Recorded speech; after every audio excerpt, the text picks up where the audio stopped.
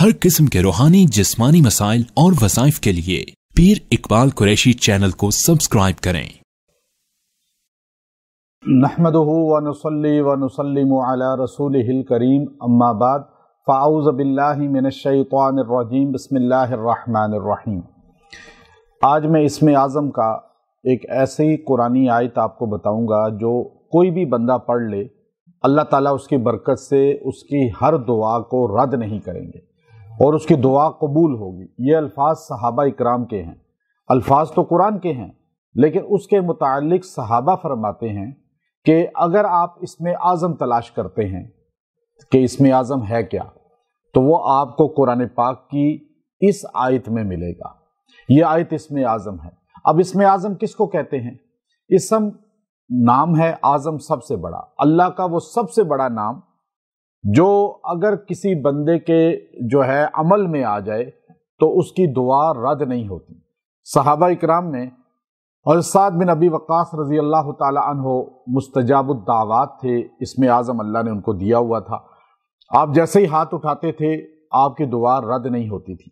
और नबी करीम सल्लल्लाहु अलैहि वसल्लम के दुनिया से पर्दा फरमाने के बाद सहाबा खुद आपकी बारगाह में जाते थे और आपसे कहते थे दुआ करें, और आप दुआ फरमाते थे। एक आदमी बहुत बाद के ज़माने में जब आप ज़ईफ़ हो गए थे, बूढ़े हो गए थे, तो एक आदमी सहाबा में से किसी के बारे में बुरे अल्फाज बोल रहा था, तो आपने फरमाया कि इसको रोक दो, कि अबू बकर, उमर, उस्मान रिज़वानुल्लाह ताला अलैहिम अजमईन, इनमें से किसी के मुताल्लिक वो अल्फाज शर बोल रहा था।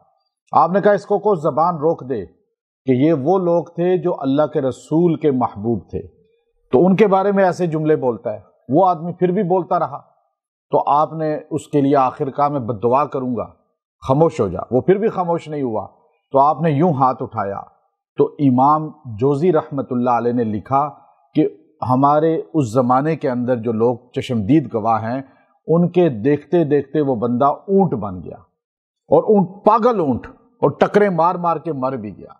यानी ऐसे पागल हो गया था वो, और अल्लाह ने उसकी शक्ल भी तब्दील कर दी थी जानवर की तरह। तो इसलिए याद रखें, इसमें आज़म हर बंदे को ज़रूरी नहीं एक ही लफ्ज़ हो, आप कहें जी ये लफ्ज़ जो इसमें आज़म है। इसमें आज़म अल्लाह के रसूल सल्लल्लाहु अलैहि वसल्लम ने बताया नहीं कि ये लफ्ज़ इसमें आज़म है, बल्कि कहा कुरान पाक की इन अल्फाज में तलाश करो। अब जैसे सहाबा फरमा रहे हैं कि मैंने हज़रत अली रज़ी अल्लाह ताला अन्हु जैसा वो इंसान जो इल्मे नबूवत के शहर का दरवाज़ा है, और वो फरमाते हैं कि मैंने पूरे कुरान में देखा तो इसमें आज़म मैंने इन आयतों में पाया, और ये जुमला पाया। वो जुमला बता दिया आपने कि कॉमन है, पूरी मैंने रिसर्च की जब, तो अब ये जुमला इसमें आज़म कहलाता है। अब आप देखिए, हज़रत कतादा रहमतुल्लाह अलैह एक मरतबा तशरीफ़ लाए कूफा, तो आपने तकरीर की, तो लाखों लोग जमा थे, तो हज़ारों की तादाद थी कहते हैं। तो अब वो इमाम राजी रहमतुल्लाह अलैह जो शवाफ़े के बड़े इमाम हैं, वो अपनी किताब में लिखते हैं कि उन्होंने कहा कोई मसला पूछना है पूछो। तो उस वक़्त तोती बोलता था इल्मे फ़िक़ा में पूरे अरब में इमाम अबू हनीफ़ा रहमतुल्लाह अलैह का, और इमाम साहब उस वक़्त उम्र में उनसे बहुत छोटे थे। कतादा बड़ी उम्र के थे, लेकिन वो इल्म रखते थे, लेकिन फ़िक़ा में महारत नहीं थी उनकी। तो उन्होंने कहा पूछो कोई मसला। तो इमाम साहब गए, तो उन्होंने पहचाना नहीं, मजमा था सारा। आपने कहा एक मसला पूछा जो और मर्द गायब हो जाए, फिर उसका पता ना चले, औरत दूसरी शादी कर ले, तो अब ये बंदा फिर कुछ अरसे बाद वापस आ जाए, इसके बच्चे भी हों, तो अब क्या फतवा किस पे लगेगा? तो अब ये मसला तो लंबा है, मैं उस तरफ नहीं जाता। तो कतादा चुप हो गए, कहने लगे नहीं, कुरान से पूछो कोई बात, मैं कुरान का इल्म ज़्यादा रखता हूँ। फ़िक़ा, वो फ़िक़ा की बात थी, तो वो खामोश हो गए, उनको जवाब नहीं उसका बना। तो फिर इमाम राजी लिखते हैं, तो इमाम साहब ने अबू हनीफ़ा, नोमान उनका नाम था, और अबू हनीफ़ा, हम सारे हनफ़ी हैं, और पूरी दुनिया में इस वक्त 60% लोग अबू हनीफ़ा रहमतुल्लाह अलैह को फॉलो करते हैं। तो अब आप देखिए कि आपने कहा अच्छा चलें ठीक है, आप ये बताइए कि कुरान पाक में मलका बिल्कीस के महल में से तख्ते बिल्कीस को उठाने का जिक्र है। क़ाल अल्लज़ी इंदहु इल्मुम मिनल किताब, अल्लाह कहते हैं कि हज़रत सुलेमान ने कहा कि भाई कोई जाके फ़ौरन तख्त ला सकता है जल्द से जल्द। क़ाल इफ़रीतुम मिनल जिन, एक इफ़रीत बोला, दियो जिन, کہ میں لا سکتا ہوں لیکن تھوڑا ٹائم لگے گا 20-25 منٹ. کہا نہیں اتنا ٹائم نہیں ہے ہمارے پاس, ملکہ پہنچ رہی ہے. تو ایک قال الذی عنده علم من الکتاب, ایک بندے کے پاس کتاب کا علم تھا. کون سی کتاب؟ تورات. قرآن کا علم کتنا بڑا ہوگا. تو کہا, اس بندے نے کہا جی میں لا سکتا ہوں. آپ آنکھ بند کریں, کھولیں, ایک دم 1 سیکنڈ میں تخت بلقیس یہاں ہوگا. اس آیت کا چلہ میں نے بلقیس بلقیس کے محل میں جا کے سلالہ میں کیا. وہاں میں الحمدللہ گیا ہوں, میں نے وہ کمرہ دیکھا ہے جہاں تخت ہوا کرتا تھا, اور ملکہ بلقیس کا وہ تخت اٹھوایا تھا. اچھا, وہ وہاں سے اٹھا, کس نے اٹھایا؟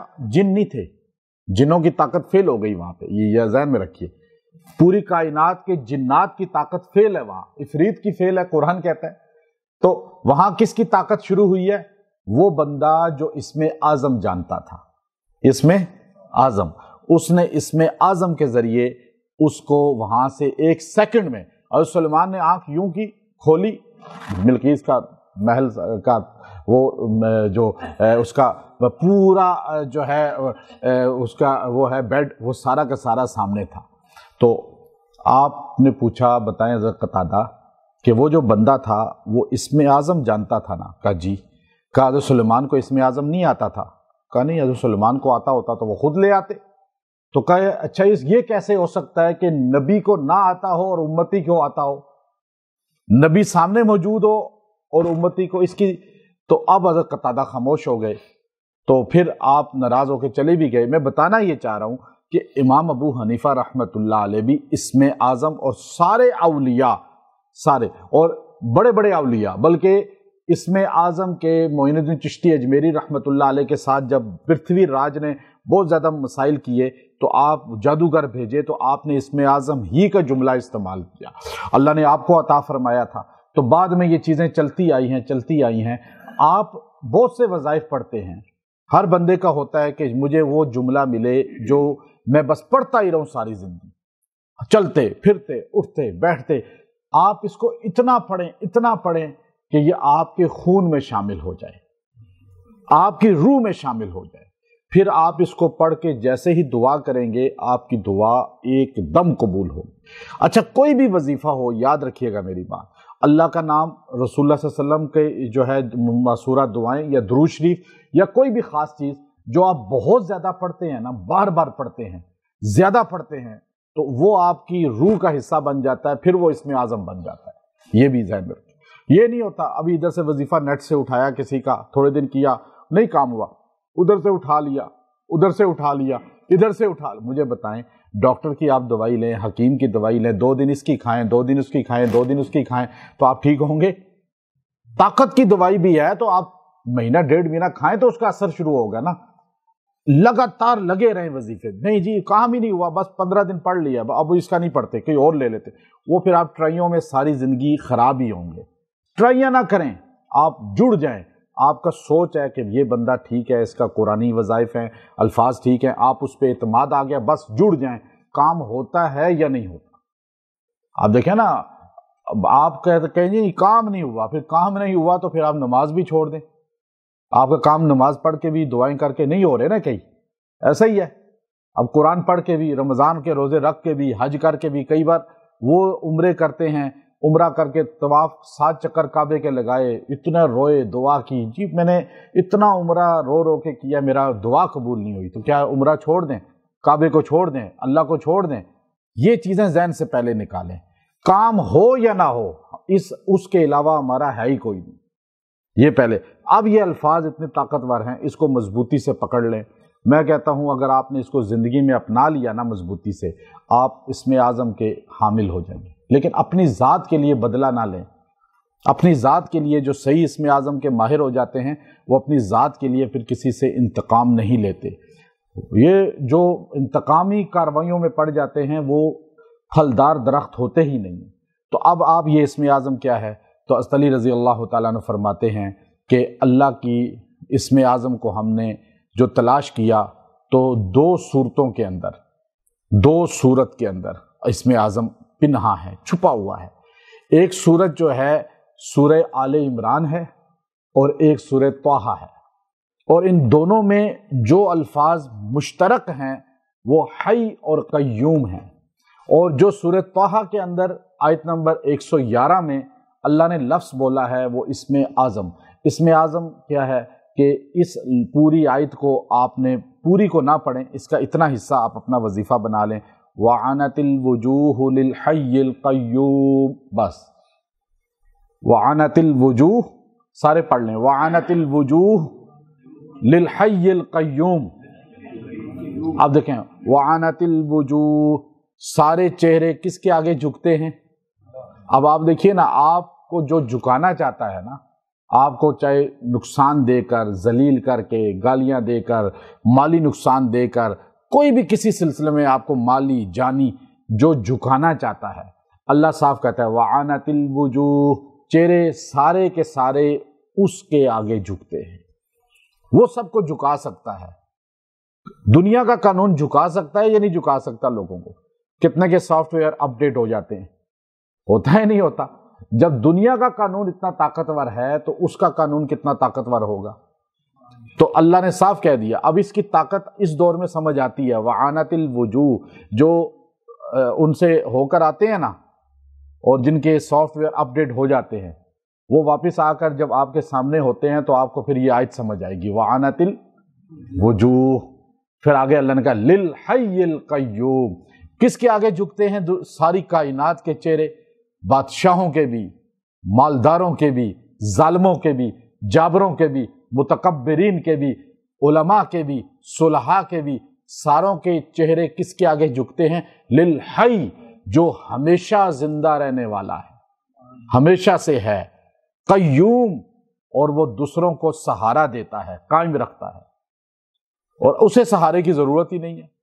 جو سہارے دیتا ہے، سہارے لیتا نہیں ہے، جو زندہ رہتا ہے، زندگی کے لیے کوئی چیز کھاتا نہیں ہے. یہ فرمایا اللہ نے اتنی جملے میں. اب آپ کو سمجھ آئی اس کی ترجمہ، اس کی تشریح سمجھ آئی نا، کہ اب آگے اللہ نے ایک جملہ آیت کو مکمل کیا. وَقَدْ خَابَ مَنْ حَمَلَ ظُلْمًا، اور وہ بدبخت ہو گیا جس نے ظلم کیا. یعنی آپ ظلم سے ہی پریشان ہیں نا، چاہے وہ ظلم کوئی بھی ہے.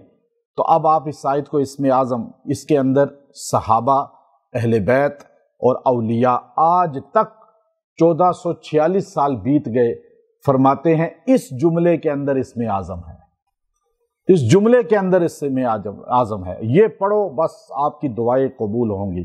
اور اس کو کثرت سے پڑھنے سے ہوتا ہے. کثرت کا لفظ جب آئے نا حدیث میں کہیں بھی، تو کثرت کا لفظ کا مطلب ہوتا ہے 300 سے زائد، 300 سے زائد جو جملہ پڑھا جائے اسے کثرت کہتے ہیں. جو کثرت سے مجھ پہ درود شریف پڑھے گا، میری شفاعت اس کے لیے واجب ہوگی. سرکار مدینہ صلی اللہ علیہ وسلم فرما رہے کثرت 300 سے زائد کثرت ہے، ٹھیک ہے نا. اب آپ اس کو کثرت سے یعنی 300 کم سے کم پڑھیں، اور آپ جتنے دن پڑھیں اور پڑھ کر دعا کریں. آپ اگر روز اس کو پڑھ لیں، چھوٹا ہے جملہ کیا، وَعَانَتِ الْوُجُوهُ لِلْحَيِّ الْقَيُّومِ، بس یہ آپ 300 بار پڑھنا کوئی مشکل نہیں ہے. اور آپ اس کو چلتے پھرتے پڑھا کریں. آپ کو اللہ تعالیٰ مستجاب الدعوات بنا دیں گے، آپ کی دعائیں قبول ہوں گی. اور آپ جب ہاتھ اٹھائیں گے وَعَانَتِ الْوُجُوهُ، یہ چہرے کس کے آگے جھکتے ہیں؟ یہ تو اللہ خود بتا رہا ہے اور ہم اس کا اقرار کر رہے ہیں. اور پھر وہ حی اور قیوم ہے. یہ انشاءاللہ آپ کو اتنا فائدہ اس کا ملے گا کہ آپ کو جو ہے قبروں پہ سجدے کر کے دعاؤں کی ضرورت نہیں پڑے گی. آپ کو بتوں کے آگے سجدے کر کے دعاؤں کی ضرورت نہیں پڑے گی. آپ کو اس خالق اللہ کے آگے سے جھکنا آ جائے گا کہ چہرہ جھکتا ہی اس کے آگے ہے. ہمیں تو اسی لیے نماز جنازہ میں بھی رکوع اور سجدے کا حکم نہیں ہے کہ کہیں تمہارا چہرہ کوئی تصور نہ کرے کہ مردہ کے سامنے جھکتا ہے. تو اس لیے اس دعا کو، اس آیت کو، آیت نمبر 111 سورہ طٰہٰ، اس کو اپنا وظیفہ بنائیں اور اس کو پڑھیں، کثرت سے پڑھیں. کعبے میں طواف کرتے ہوئے پڑھیں، آپ کہیں بھی جا رہے ہیں چلتے پھرتے گنتی کے بغیر بھی پڑھیں. اور آپ اس کو جتنا زیادہ پڑھیں گے، آپ دعائیں مجھے بھی دیں گے کہ یہ میں نے آپ کو ایسا انمول چیز قرآن پاک سے نکال کے دی ہے. سنتے تو آپ اس کو رہتے ہیں، لیکن آج آپ کو ایسے انداز میں اس کا وہ بتایا ہے کہ انشاءاللہ آپ جب دعا کریں گے تو اللہ آپ کی دعا کو فوری قبول فرمائے گا. وآخر دعوانا ان الحمد للہ رب العالمین.